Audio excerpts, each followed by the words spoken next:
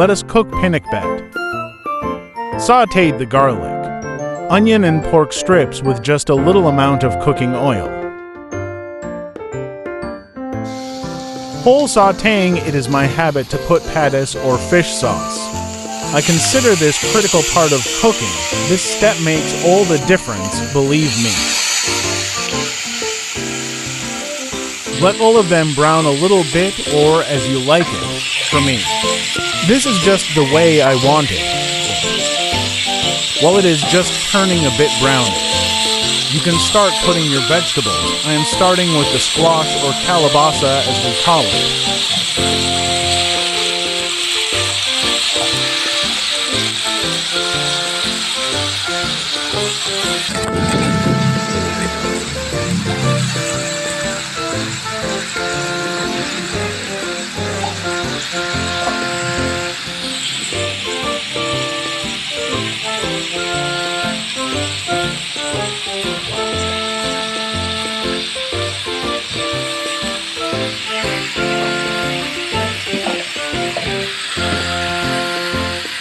Obviously, I am multitasking.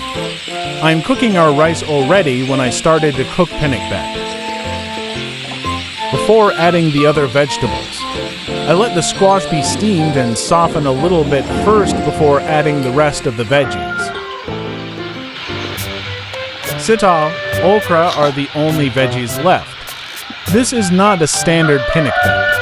But whenever the three ingredients are seen, it can already be called pinakbet. And as always, complete ingredients can be achieved sometimes, but it costs more for us. So I just cook based on what is in stock. Moreover, some of the veggies for pinakbet are seasonal or are at limited supply in the market. So again, having these three ingredients for me will be enough for this pinakbet. Now I am putting some shrimps for better tasting pinakbet. I usually put it last as it is steamed or cooked only after a few minutes, or once it turned orange in color.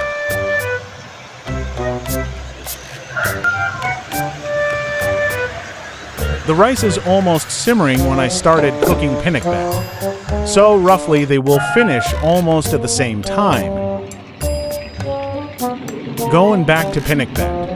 Mix the veggies occasionally to make them cooked evenly.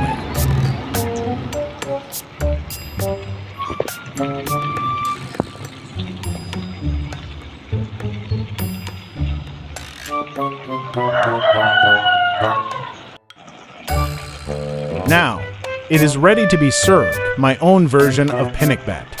Cooked with love.